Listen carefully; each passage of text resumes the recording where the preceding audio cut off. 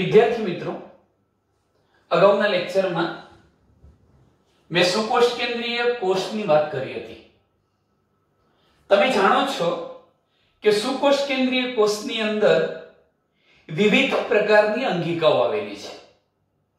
આપણે હવે પછી સુકોષ કેન્દ્રીય કોષની તમામ અંગિકાઓની રચનાઓને સમજવાની છે, એના કાર્યોને સમજવાના છે.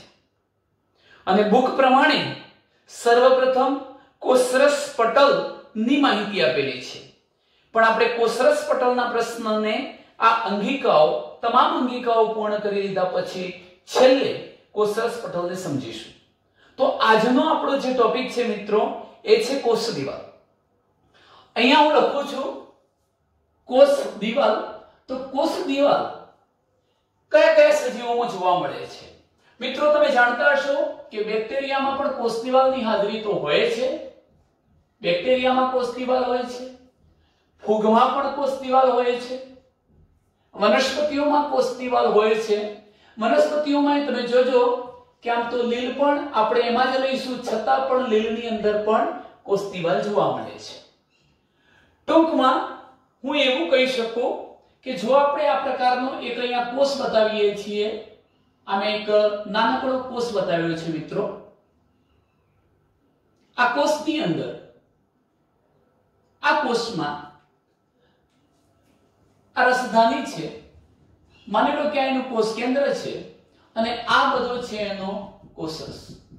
તો કોષરસને આવરતું જે સ્તર છે એને તમે રસપટલ, કોષરસ સ્તર કે રસ સ્તર એવું કહી શકો. તો આનું નામ થશે, આ પડ જે છે એ પડનું નામ થશે રસપટલ અથવા કોષરસ પટલ. કોષરસ પટલ, કોષરસ સ્તર. હવે જુઓ તમે કે બેક્ટેરિયાનો કોષ હોય, ફૂગનો કોષ હોય, વનસ્પતિ કોષ હોય કે લીલનો કોષ હોય, એમના આ રસપટલની બહારની બાજુએ, રસપટલની બહારની બાજુએ એક નિર્જીવ દ્રઢ કોષ દિવાલ આવેલી જોવા મળે છે. આપણે આની ચર્ચા કરવી છે મિત્રો. નિર્જીવ દ્રઢ કોષ દિવાલની હાજરી જોવા મળે છે. નામ આપીશું આને આપણે કોષ દિવાલ. સર્વપ્રથમ તો આપણે એ મુદ્દાની ચર્ચા કરી લઈએ છીએ કે આ બધાની અંદર કોષોની ફરતે જે કોષ દિવાલ આવેલી છે, એ કોષ દિવાલના કાર્યો શું? કોષ દિવાલ કયા કયા કાર્યો કરે છે? કોષ દિવાલના કાર્યો શું છે? તો કોષ દિવાલનું પ્રથમ કાર્ય મિત્ર અહીં લખું છું કે કોષ દિવાલ કોષનો આકાર જાળવી રાખવાનું કામ કરે છે. શું કરશે? કોષનો આકાર જાળવે છે.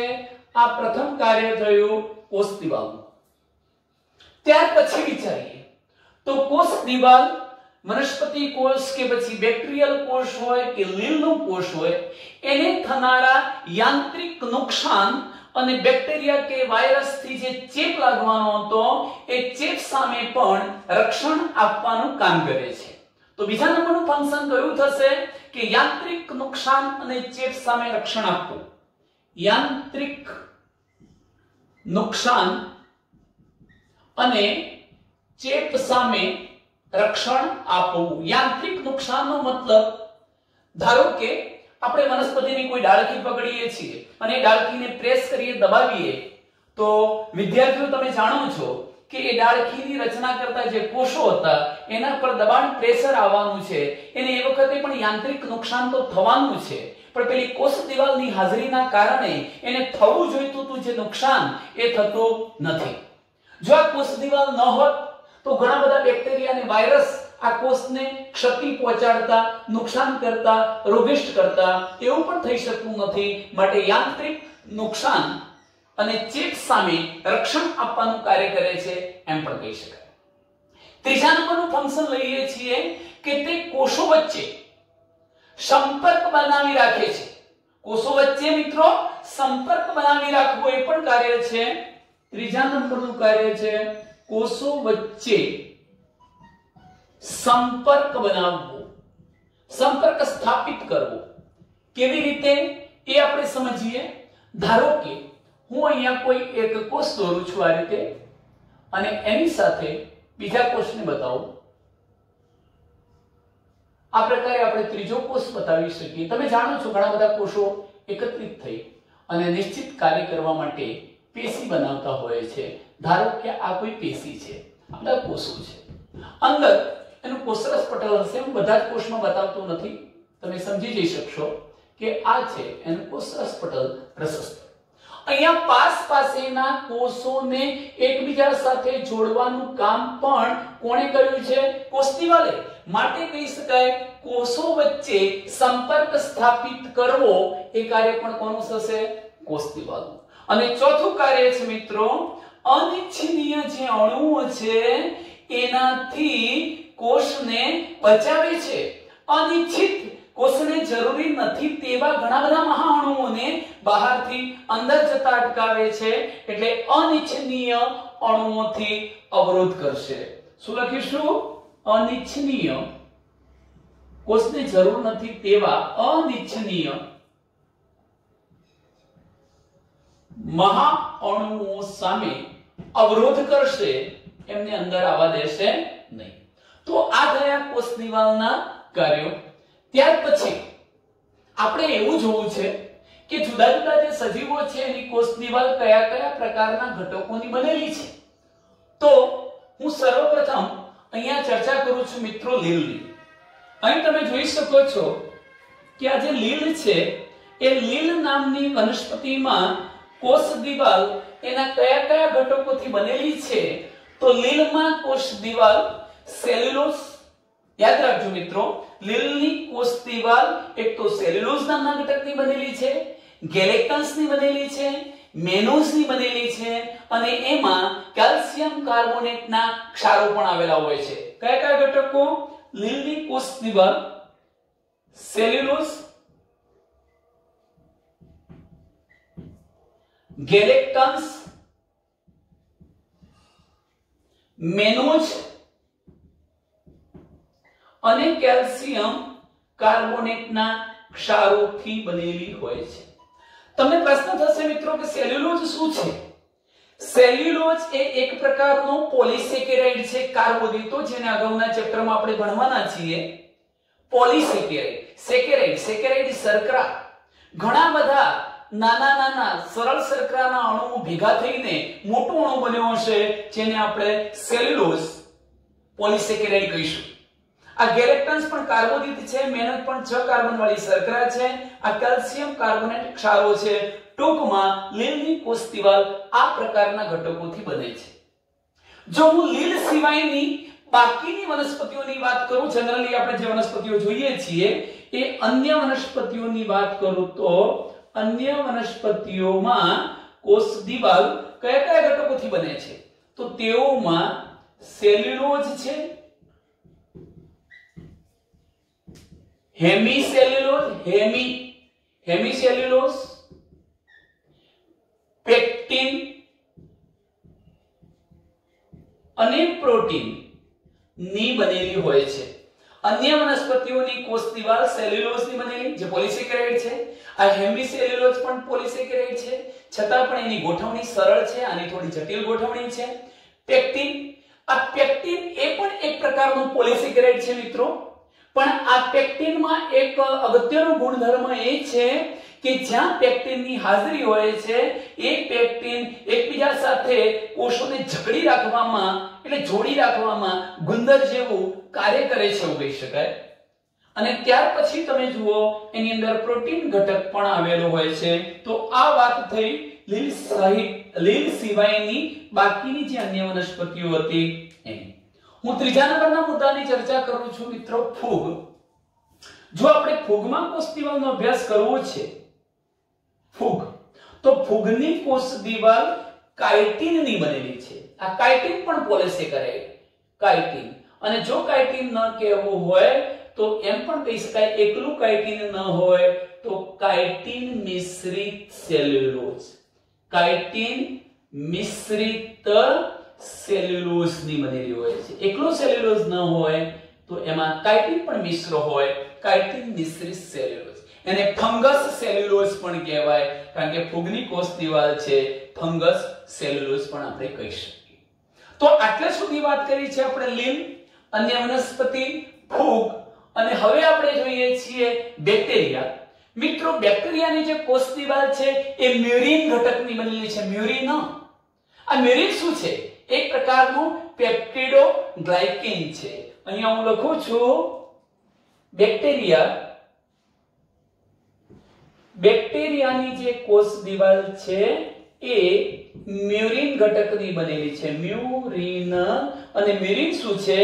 એક પ્રકારનું પેપ્ટિડોગ્લાયકેન છે. પેપ્ટિડોગ્લાયકેનની બનેલી કોષ દિવાલ એમ પણ તમે કહી શકો.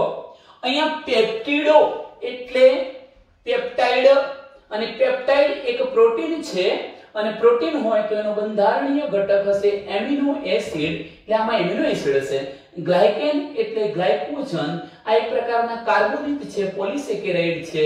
તો આમ એમિનો એસિડ યુક્ત જે કાર્બોદિતો છે એની એટલે કે પેપ્ટિડોગ્લાયકેનની બનેલી કોષ દિવાલ શામાં જોવા મળે છે? બેક્ટેરિયાની. હવે મિત્રો આ માહિતી થઈ કે કયા સજીવની કોષ દિવાલ કયા પ્રકારના ઘટકોની બનેલી છે. એના પછીના પોઈન્ટની આપણે ચર્ચા કરવા જઈ રહ્યા છીએ. મારે તમને હવે બે શબ્દો સમજાવવા છે, અને એ બે શબ્દો છે. પ્રથમ શબ્દ પ્રાથમિક કોષ દિવાલ એટલે શું, એ કેવી હોય પ્રાથમિક કોષ દિવાલ, અને ત્યાર પછી હું તરત જ તમને શબ્દ સમજાવું છું સેકન્ડરી સેલ વોલ, દ્વિતીયક અથવા દ્વિતીય કોષ દિવાલ. તો બે શબ્દોને આપણે સમજીશું એક આકૃતિ દ્વારા કે પ્રાથમિક કોષ દિવાલ અને દ્વિતીય કોષ દિવાલ. ચલો તમે અહીં જોઈ શકો છો, હું એક આકૃતિ દોરું છું. ધારો કે મેં કોઈ આ એક કોષ દોર્યો છે. આપણે એવું સમજીશું કે આ કુમળો તરુણ કોષ છે. હજુ એણે પોતાનું કાર્ય વ્યવસ્થિત શરૂ કર્યું નથી, એ વિભેદિત નથી, સરળ રચનાવાળો એક કોષ છે, વનસ્પતિ કોષ. એની અંદર આપણે અહીંયા રસધાની બતાવીએ છીએ મિત્રો. આ રસધાની છે, અને માની લો કે આ એનું કોષ કેન્દ્ર છે. આ ઉપરાંત આ બધો એનો કોષરસ છે. જો આ કોષરસ હોય તો તમે એ પણ જાણો છો કે અહીંયા હું આ જે રચના બતાવું છું એ કોષરસ પટલ છે. કઈ રીતના થશે આ કોષરસ પટલ? હવે આ કોષરસ પટલ દોર્યા પછી તમે અહીંયા જોઈ શકો છો કે તરુણ કુમળા કોષની ફરતે પણ કોષ દિવાલની હાજરી જોવા મળે છે. આ જે કોષ દિવાલ જોવા મળી એને જ પ્રાથમિક કોષ દિવાલ, પ્રાઇમરી સેલ વોલ કહીશું. તો તરુણ કોષની ફરતે આવેલી કોષ દિવાલને પ્રાથમિક કોષ દિવાલ કહે છે. અહીંયા મહત્વની બાબત મિત્રો એ છે કે આ જે પ્રાથમિક કોષ દિવાલ છે એમાં વૃદ્ધિ પામવાની ક્ષમતા રહેલી છે. શું કરવાની ક્ષમતા રહેલી છે? મોટી થવાની, વૃદ્ધિ પામવાની એનામાં ક્ષમતા રહેલી છે.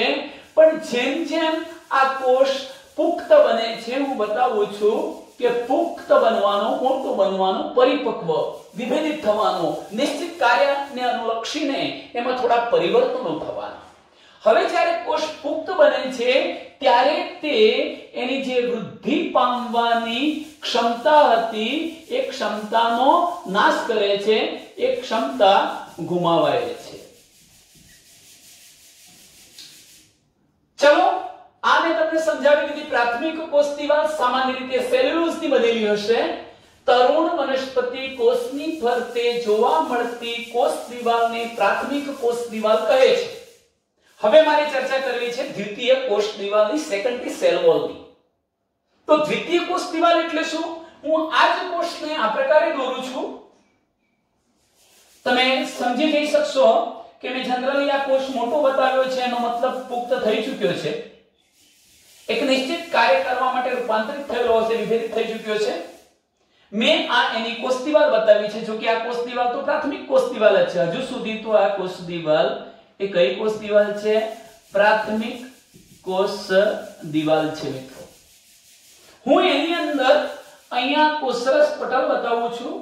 તો આ મેં બતાવી દીધી રચના કોષરસ પટલ. આ બતાવ્યું છે આપણે કોષરસ પટલ. આને પણ આપણે નામ આપી દઈએ રસસ્તર કોષરસ પટલ.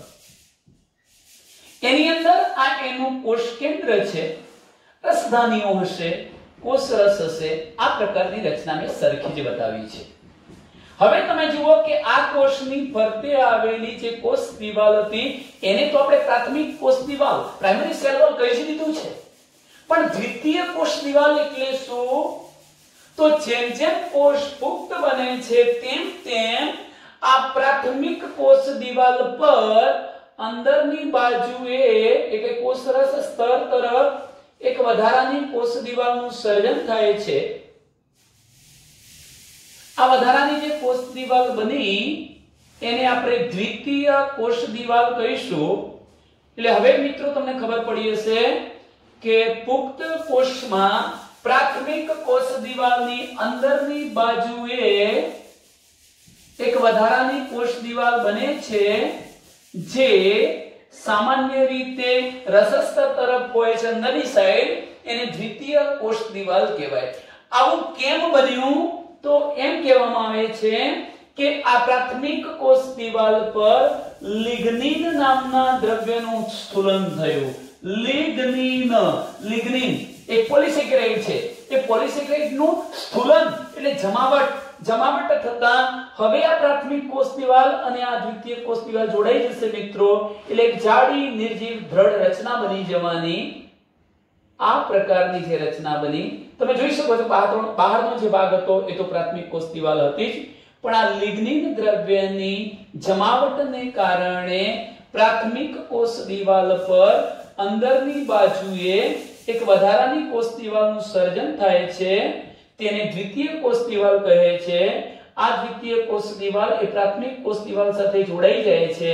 પરિણામે આખી સમગ્ર પુખ્ત કોષની કોષ દિવાલ વધુ જાડી બની જાય છે, દ્રઢ બની જાય છે, જેથી કોષને સારું રક્ષણ પ્રાપ્ત થઈ શકે. તો આ ચર્ચા થઈ બે શબ્દોની કે પ્રાથમિક કોષ દિવાલ કોને કહીશું અને દ્વિતીય કોષ દિવાલ કોને કહીશું. ચલો મિત્રો, આટલે સુધીના ટોપિક પછી મારે તમને એક પોઈન્ટ બીજો કહેવો છે કે વનસ્પતિ કોષોને એકબીજા સાથે સાંકળતું જે પટલ છે એને આપણે મધ્ય પટલ કહીશું. અને આ મધ્ય પટલ કેલ્શિયમ પેક્ટેટ નું બનેલું હોય છે. શબ્દ સાંભળો કે આ એક કોષ દોર્યો છે, આ બીજો કોષ છે. આ બે કોષોને એકબીજા સાથે સાંકળતું આ જે પટલ બતાવ્યું છે મિત્રો, એ પટલને આપણે નામ આપીશું મધ્ય પટલ. મધ્ય પટલ શું કહીશું? આને મધ્ય પટલ તરીકે ઓળખાવીશું. અહીં મિત્રો જરા ધ્યાન રાખો, બે પાસેના વનસ્પતિ કોષને સાંકળતા પટલને આપણે શું નામ આપીએ છીએ? મધ્ય પટલ તરીકે ઓળખાવીએ છીએ. અને આવું જે મધ્ય પટલ છે એ શાનું બનેલું છે? તો મિત્રો અહીં જુઓ, અહીં જોજો કે આ જે મધ્ય પટલ છે એ કેલ્શિયમ પેક્ટેટ નું બનેલું છે. શાનું? કયા ઘટકનું? કેલ્શિયમ પેક્ટેટ નું બનેલું છે. હું આને અલગથી સમજાવું કે કેવી રીતે તે કેલ્શિયમ પેક્ટેટ નું બનેલું છે. એના માટે હું આ એક કોષ દોરું છું અને એની સાથે સંકળાયેલો બીજો કોષ દોરું છું. મેં અહીંયા બે કોષ બતાવ્યા છે. અંદર એનું કોષરસ પટલ બતાવી દઈએ છીએ. આ કોષરસ પટલ બતાવ્યું. તો હવે તમે વિચારી શકો છો કે બે પાસેના વનસ્પતિ કોષોને સાંકળતું જે પટલ છે, આ પટલ અલગ કેમથી બતાવીએ? આ જે પટલ થઈ ગયો આટલો ભાગ, આખો આ પટલ એ છે મધ્ય પટલ. અને આ મધ્ય પટલ શાનું બનેલું છે? આ મધ્ય પટલ શાનું બનેલું છે? કેલ્શિયમ પેક્ટેટ નું બનેલું છે. એ કેવી રીતે? હું તમને આ રીતના બતાવું. હું અહીંથી આ ભાગને કટ આઉટ કરું છું, કાપું છું, અહીંથી કાપી લઈએ, આ ભાગને કાપી લઈએ અને અહીંથી કાપી લઈએ, આટલા ભાગને અલગ કરી દઈએ. તો આકૃતિ આ પ્રકારની બનવાની.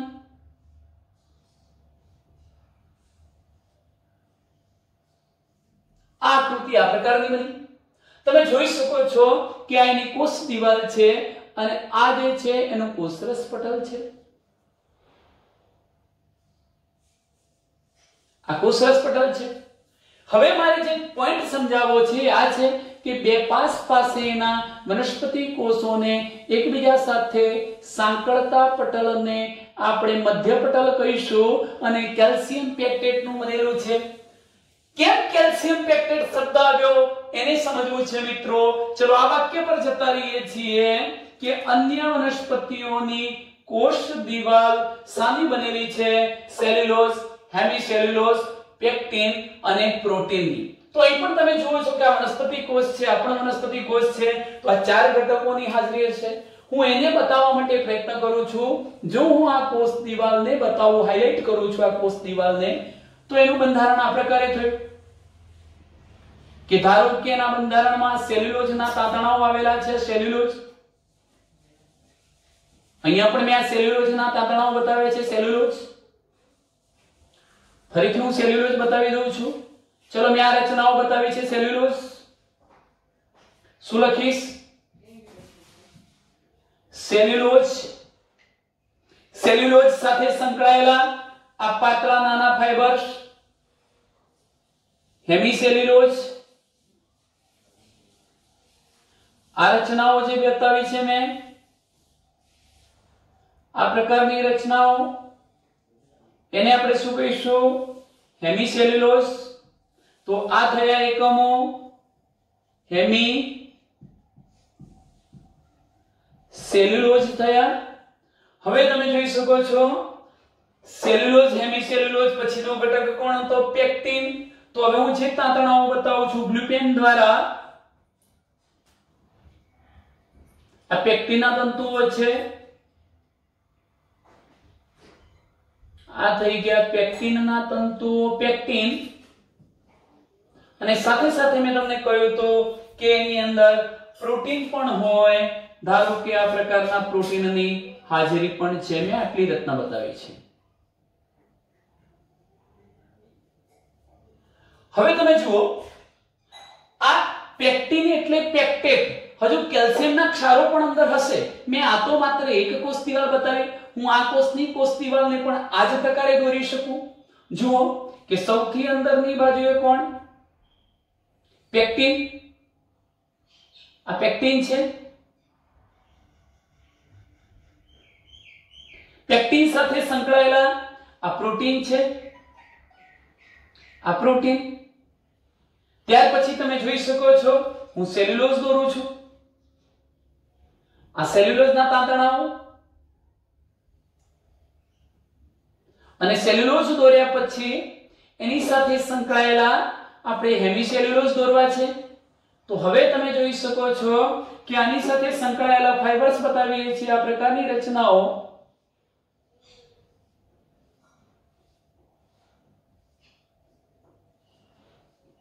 મેં આ પ્રકારની જે રચનાઓ બતાવી છે એ શું છે? હેમિસેલ્યુલોઝ.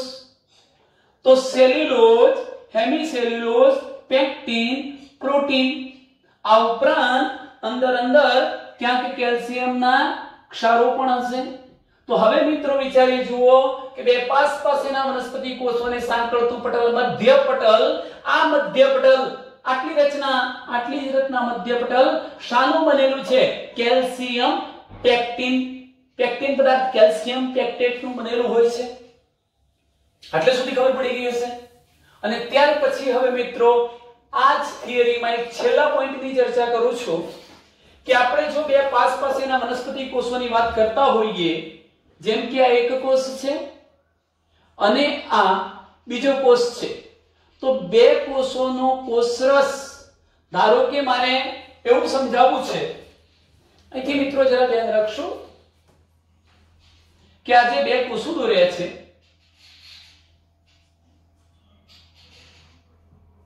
આ એક અને બે કોષ દોર્યા, એમાં અહીંયા તમને ખબર છે કે અંદર તો આ એનું કોષરસ પટલ છે, કોષરસ પટલ.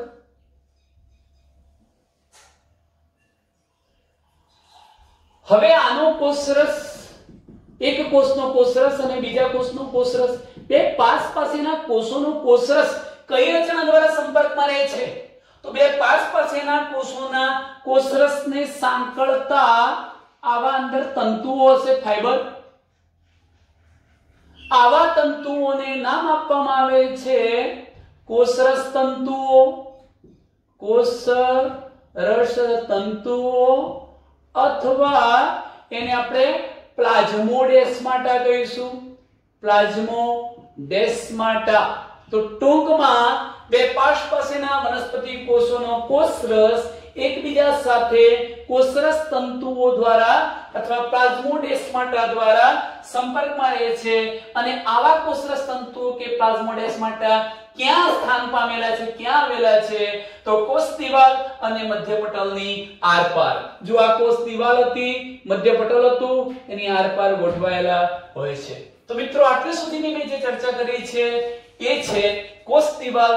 હવે હું બીજા નંબરના પોઈન્ટની ચર્ચા કરું છું. એક બીજી થિયરીને આપણે સમજીએ છીએ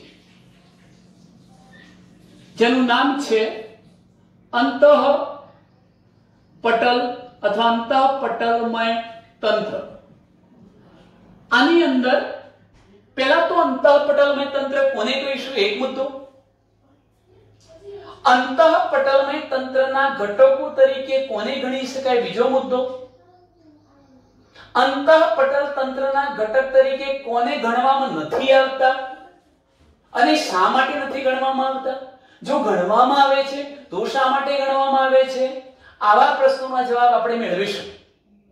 એના માટે અને ત્યાર પછીની જે થિયરીને આપણે સમજવાની છે અંતઃકોષરસ જાળ, એને સમજવા માટે હું એક મોટી આકૃતિ દોરું છું મિત્રો. એ આકૃતિના આધારે આપણે બે થિયરીને સમજવાના છીએ. તો જુઓ, આકૃતિ માટે એક મોટો કોષ દોરવા પ્રયત્ન કરીશું. જેમ કે મેં અહીંથી આ એક વનસ્પતિ કોષ બતાવ્યો છે, મોટો કોષ બતાવ્યો છે મિત્રો, અહીંથી આટલે સુધીનો આ મોટો કોષ, જેથી કરીને હું અંદરની તમામ રચનાઓને જોઈ શકો એવી બતાવી લઉં. હવે જુઓ તમે કે આ ભાગને સર્વપ્રથમ 12મો ભાગ કયો છે? તો તમે જાણો છો કે એની કોષ દિવાલ છે. આ કોષ દિવાલ થઈ. ચાલો બીજા નંબરનો મુદ્દો અહીં બતાવીશું. આ થયું એનું કોષરસ પટલ. આ મુદ્દો કયો થયો? કોષરસ પટલ. આ છે કોષરસ પટલ છે. ત્યાર પછી તમે જોઈ શકો છો, તમને ખબર પણ છે કે આ સુકોષ કેન્દ્રીય કોષ છે, એટલે એના કોષ કેન્દ્રની ફરતે શું આવેલું હશે? કોષ કેન્દ્ર પટલ. તો અહીં તમે જુઓ, નામિનેશન કરી લઈએ છીએ. કોષ દિવાલ છે, કોષ દિવાલ, કોષરસ પટલ. અને હવે હું જે રચના બતાવું છું આ કેન્દ્ર ભાગે તમને ખબર છે આ પ્રકારની રચના અગાઉ પણ આપણે દોરી ચૂક્યા છીએ. આ બેવડા પટલમય, બેવડા પડવાળી જે રચના બતાવી છે એ છે એનું કોષ કેન્દ્ર પટલ. આ છે કોષ કેન્દ્ર પટલ. આ જે છિદ્રો જેવી રચના બતાવી છે એ કોષ કેન્દ્ર પટલના છિદ્રો છે. અને અંદરની સાઈડે આપણે આ પ્રકારનું રંગસૂત્ર બતાવતા હતા અને રંગસૂત્રની અંદર આનુવંશિક દ્રવ્ય, જનીન દ્રવ્ય, ડીએનએ બતાવીશું. હવે તમે જોઈ શકો છો, આનું નામકરણ કરવું નથી અત્યારે, એની જરૂરિયાત નથી. ત્યાર પછીની આ ટોપિકને સમજવા માટે જેટલી અંગિકાઓ દોરવાની છે હું એટલી જ બતાવવા પ્રયત્ન કરીશ. અહીંયા જો સર્વપ્રથમ તો એક અંગિકા બતાવું છું જેનો એક છેડો કોષરસ પટલ સાથે સંપર્કમાં છે અને બીજો છેડો કોષ કેન્દ્ર પટલ સાથે સંપર્કમાં છે. જેમ કે હું આ પ્રકારની રચના બતાવું છું.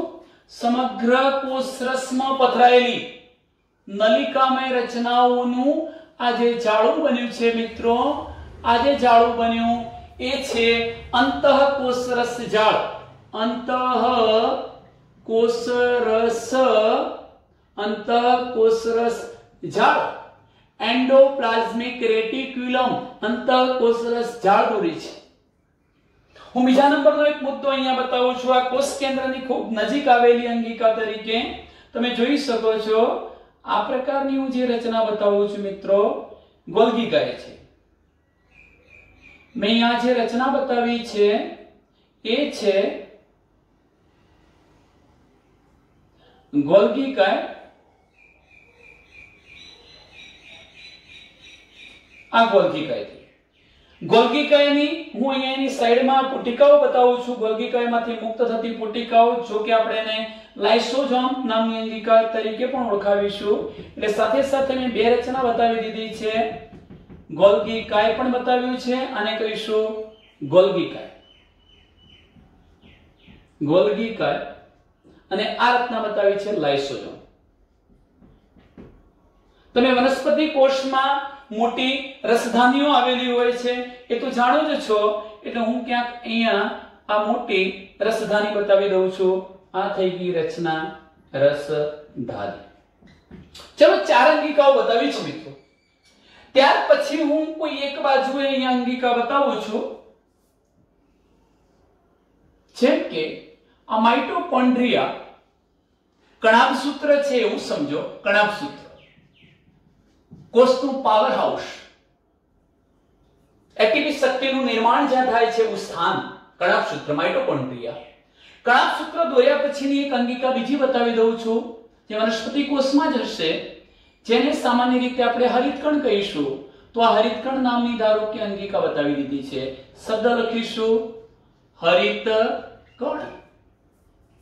અને ત્યાર પછી એક કોથળી જેવી બીજી રચના બતાવું છું, અને એને નામ આપીએ છીએ પેરોક્સિઝોમ. આમ તો પેરોક્સિઝોમ શું છે? વનસ્પતિ કોષમાં જોવા મળતી એવી કોથળી જેવી રચના કે જ્યાં હાઇડ્રોજન પેરોક્સાઇડ H2O2 નું નિર્માણ થાય છે. H2O2 હાઇડ્રોજન પેરોક્સાઇડ નું નિર્માણ થાય છે, એવી કોથળીને હાઇડ્રોજન પેરોક્સાઇડ કહીશું. તો અત્યાર સુધી વિદ્યાર્થીઓ તમે જોઈ શકો છો કે મેં આ વનસ્પતિક કોષની અંદર ફક્ત ને ફક્ત અત્યારે અંદરની બાજુએ 6 જ અંગિકાઓ બતાવવા માટે પ્રયત્ન કર્યો છે. મારે આ 6 અંગિકાઓના આધારે તમને અંતઃપટલમય તંત્ર સમજાવવું છે. સરળ છે આ પ્રશ્ન, બિલકુલ ઈઝી છે. અહીંયા ધ્યાન રાખો. જેમ કે અંતઃપટલ તંત્ર કોને ગણવું? અંતઃપટલમય તંત્ર કોને ગણવું? મને એક પ્રશ્નનો જવાબ આપો કે શું કોષમાં આવેલી આ તમામ અંગિકાઓની રચના અને કાર્યો સમાન છે ખરા? કોષમાં આવેલી તમામ અંગિકાઓની રચના અને કાર્યો સમાન છે ખરા? તો ના. બધી જ જે અંગિકાઓ હતી, કોષમાં આવેલી અંગિકાઓની રચના અને કાર્યો સમાન હોતા નથી. જુદા જુદા એટલે અલગ અલગ હોય છે. બધાની રચના અને કાર્યો તો જુદા છે. આમ છતાં આમાંની કેટલીક અંગિકાઓ ભેગી મળીને પટલમય તંત્ર રચે છે, અંતઃપટલમય તંત્ર બનાવે છે. તો હવે પ્રશ્ન એમ થાય કે શા માટે કેટલીક અંગિકાઓ જ અંતઃપટલમય તંત્ર બનાવે છે, બધી જ અંગિકાઓ શા માટે નથી બનાવતી? તો જુઓ કે કોષમાં આવેલી અંગિકાઓની રચના અને કાર્યો સમાન હોતા નથી. આમ છતાં તેમાંની કેટલીક અંગિકાઓ ભેગી મળીને અંતઃપટલમય તંત્ર રચે છે, અંતઃપટલમય તંત્ર બનાવે છે. હવે જોજો, હું અંતઃપટલ તંત્ર બનાવતી અંગિકાઓના નામ આપું છું. પ્રથમ અંગિકા અંતઃકોષરસ જાળ લખું છું. બીજી જે અંગિકા છે એ ગોલ્ગી કાય લખું. ત્રીજી અંગિકા છે એ લાઇસોઝોમ્સ લખીશું, લાઇસોઝોમ. અને ચોથી અંગિકા લખીશું રસધાની. તો મિત્રો, કોષમાં આવેલી આ જુદી જુદી અંગિકાઓની રચના અને કાર્ય જુદા જુદા હતા, છતાં પણ એમાંની કેટલીક અંગિકાઓ જેમ કે અંતઃકોષરસ જાળ, આયરી, ગોલ્ગી કાય, લાઇસોઝોમ, રસધાની જેવી અંગિકાઓ ભેગી મળીને અંતઃપટલ તંત્ર બનાવે છે. તો એક ટૂંકો પ્રશ્ન કે કઈ અંગિકાનું જૂથ અંતઃપટલમય તંત્ર રચે છે? અંતઃકોષરસ જાળ, ગોલ્ગી કાય, લાઇસોઝોમ અને રસધાની. હવે પ્રશ્ન એ થાય કે શા માટે એમને અંતઃપટલ તંત્રના ઘટકો તરીકે ગણવામાં આવ્યા? એમણે કેમ અંતઃપટલ તંત્ર બનાવ્યું? તો એના માટેની વ્યાખ્યાની સમજ છે કે કોષમાં આવેલી જે અંગિકાઓના કાર્યો એકબીજાના સંકલનથી થતા હોય, એકબીજા સાથે કોલેબોરેશન થી થતા હોય, સુમેળ સાધીને થતા હોય. કોઈ પણ અંગિકાનું કાર્ય સ્વતંત્ર ન હોય, ઇન્ડિવિડ્યુઅલ ન હોય. જેમ કે મિત્રો સામાન્ય ઉદાહરણ આપું છું કે આ અંતઃકોષરસજાળ નામની અંગિકા છે અને એના પર આ જે તમે આ ટપકા રાઉન્ડ જોઈ શકો છો એ રિબોઝોમ નામની અંગિકા છે. હવે એને આપણે પછી નામ આપીશું રિબોઝોમની હાજરીના કારણે એને આપણે કણિકામય અંતઃકોષરસજાળ પણ કહેવાના છે. પણ મહત્વનો પોઈન્ટ એ છે કે આ રિબોઝોમ પ્રોટીન સંશ્લેષણ માટેનું સ્થાન હતું. એટલે રિબોઝોમ દ્વારા અંતઃકોષરસજાળની સપાટી પર પ્રોટીન બનવાનું. આ પ્રોટીન અહીંયાથી ક્યાં આવવાનું છે? ગોલ્ગી કાયમાં. અને પ્રોટીન ગોલ્ગી કાયમાં આવીને અહીંથી પુટિકા સ્વરૂપે મુક્ત થવાનું છે. પછી એનો ઉપયોગ બધી જગ્યાએ થશે. એ ઉત્સેચકનો ઉપયોગ પણ બધી જગ્યાએ થશે. હું અહીંયા જે ક્રિયા દર્શાવી રહ્યો છું કે પ્રોટીનનું બનવું, પ્રોટીન ઘટકોનું વહન થઈ ગોલ્ગી કાયમાં આવવું, એની ફરતે પુટકીય આવરણ બનવું, આ બધી ક્રિયા જે થઈ આ કાર્ય સાથે આ ત્રણેય અંગિકાઓનું એકબીજા સાથેનું સંકલન છે કે ભાઈ તું પ્રોટીન ઉત્પન્ન કર, હું એ પ્રોટીનને મેળવું, એને આવરણ આપવું, એ પ્રોટીનમાં ફેરફાર કરું, એને ઉત્સેચકમાં ફેરવું. આમ એકબીજા આમના જે કાર્યો હતા એ એકબીજાના સંકલનથી સુમેળ સાધવાથી થાય છે. તો તેવા પ્રકારના તંત્રને અંતઃપટલમય તંત્રનો ભાગ ગણવામાં આવે છે. પરંતુ જે અંગિકાઓના કાર્યો જેમ કે મેં લખ્યું છે કણાભ સૂત્ર, હરિતકણ અને પેરોક્સિઝોમ, આ અંગિકાઓના કાર્યો આ પટલમય તંત્ર સાથે સંકળાયેલા નથી. જેમ કે કણાભ સૂત્ર કોષનું શક્તિગત એટીપી નિર્માણ કરશે જેમાં આ બેનને ભાગ નહીં ભજવે.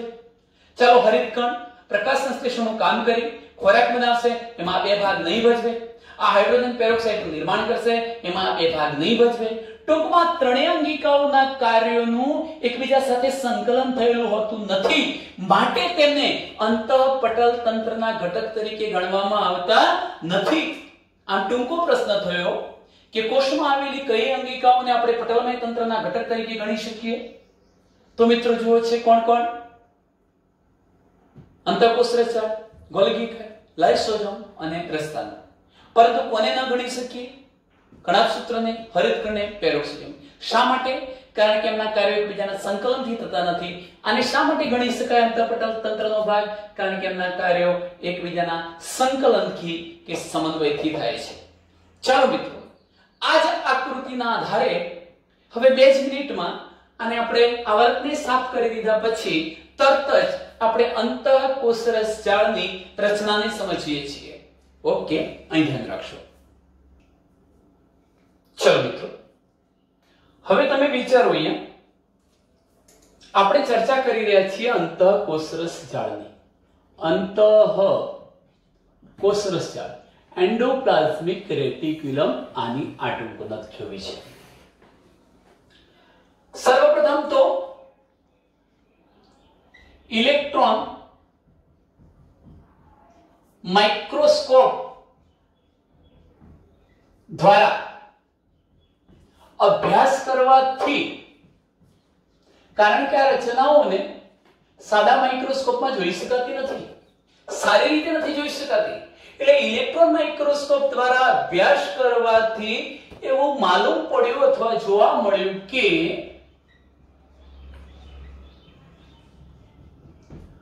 સુકોષ કેન્દ્રીય કોષમાં, કોષ કયો છે? સુકોષ કેન્દ્રીય કોષ છે. આ સુકોષ કેન્દ્રીય કોષની અંદર કોષરસમાં પથરાયેલી, જેમ કે અહીંયા છે, અહીં હશે, સમગ્ર જગ્યાએ હશે. તો સુકોષ કેન્દ્રીય કોષમાં કોષરસની અંદર પથરાયેલી આ નલિકામય રચનાઓનું જાળું બન્યું, એને શું કહેવાય? અંતઃકોષરસજાળ.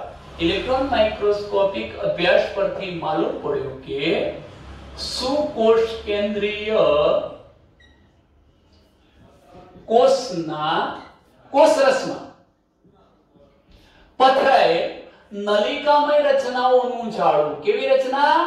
નલિકામય રચનાઓના જાળાને અંતઃકોષરસજાળ, એન્ડોપ્લાઝમિક રેટિક્યુલમ કહે છે. અહીંયા એક મહત્વનો પોઈન્ટ એ પણ સમજો કે આ જે નલિકાઓ છે, જો કે દરેક નલિકાને આપણે સિસ્ટરની પણ નામ આપી શકીએ, સિસ્ટરની પણ કહી શકીએ. અહીંયા અંતઃકોષરસ જાળને કારણે આ જે કોષનો અવકાશ હતો, આખો કોષનો અવકાશ અથવા કોષરસ હતો, એને બે ભાગમાં વહેંચી શકાય. એક તો જુઓ, આ કોષરસ અંદર રહી ગયો પટલથી અંદર, એટલે પટલમય કોષરસ, અને આ પટલથી બહારનો જે કોષરસ બાહ્ય પટલમય. તો કોષરસ અંતઃકોષરસ જાળ એ આંતરકોષીય અવકાશને બે ભાગમાં વહેંચી નાખે છે. એક છે અંદર, એ મેં તમને કહ્યું કે પટલમય અવકાશ, અને બીજો અવકાશ છે એ બાહ્ય પટલમય અવકાશ. હવે આપણે આ અંતઃકોષરસ જાળના પ્રકારો જોવા છે. તો અંતઃકોષરસ જાળ એટલે કે એન્ડોપ્લાઝમિક રેટિક્યુલમ બે પ્રકારની હોય છે. કયા બે પ્રકારની? એનો પ્રથમ પ્રકાર છે કણિકામય અંતઃકોષરસ જાળ, અને બીજો પ્રકાર છે કણિકા વિહીન અંતઃકોષરસ જાળ. પ્રશ્ન થશે કે કણિકામય, જેને સામાન્ય રીતે આપણે કહીશું રેર, RER એટલે શું? Rough endoplasmic reticulum. અને કણિકા વિહીન માટે આપણે નામ આપીશું SER, smooth endoplasmic reticulum. Smooth, rough એટલે ખરબચડી, અને સ્મૂથ એટલે સુંવાળી કણિકામય. આ કણિકા વિહીન એટલે સુંવાળી અંતઃકોષરસ જાળ, આ રફ ખરબચડી અંતઃકોષરસ જાળ. આ બે નામ કોના આધારે અપાયા? તો સર્વપ્રથમ તો આપણે એ સમજવું છે કે કઈ અંતઃકોષરસ જાળને કણિકામય અંતઃકોષરસ જાળ કહેવાય અને કોને કણિકા વિહીન. તો જુઓ, જે કોષની અંતઃકોષરસ જાળ ની બાહ્ય સપાટી પર રિબોઝોમ નામની અંગિકા આવેલી હોય, જોઈ શકો છો કે જે અંતઃકોષરસ જાળની આ બાહ્ય સપાટી પર રિબોઝોમ નામની અંગિકા આવેલી છે, તે કોષરસ જાળને શું કહેવાય? કણિકામય અંતઃકોષરસ જાળ.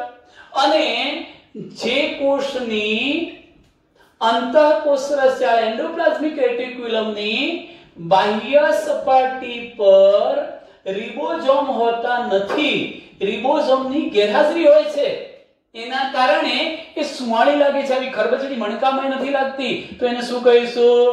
સ્મૂથ એન્ડોપ્લાઝમિક રેટિક્યુલમ, કણિકા વિહીન અંતઃકોષરસ જાળ. એ પણ યાદ રાખજો કે કોઈ એક કોષમાં એવું ના બને કે આ કણિકામય અડધો ભાગ, આ કણિકા વિહીન. આ તો આપણે અભ્યાસની સરળતા ખાતર એક જ આકૃતિમાં સમજાવવા માટે આવું બતાવ્યું છે. હકીકતમાં કણિકામય હશે તો બધી જ કણિકામય હશે, અને કણિકા વિહીન હશે તો બધી જ અંતઃકોષરસ જાળ કણિકા વિહીન હશે. મિત્રો ચાલો, હવે પ્રશ્ન એ થાય કે એવા કયા કોષો છે કે જેમાં કણિકામય અંતઃકોષરસ જાળ, અને એવા કયા છે જેમાં કણિકા વિહીન અંતઃકોષરસ જાળ જોવા મળે? તો કણિકામય અંતઃકોષરસ જાળ ખાસ કરીને આપણા શરીરમાં આવેલા પ્રોટીન સંશ્લેષણનું કાર્ય કરતા, એટલે પ્રોટીન બનાવતા, એટલું જ નહીં પ્રોટીનનો સ્ત્રાવ કરતા, એટલે સતત જે સક્રિય છે, સક્રિય રીતે સ્ત્રાવી કોષો છે, એવા કોષોની અંતઃકોષરસ જાળની બાહ્ય સપાટી પર રિબોઝોમ આવેલા હોય છે, માટે એવા કોષોની અંતઃકોષરસ જાળ કણિકામય અંતઃકોષરસ જાળ હશે.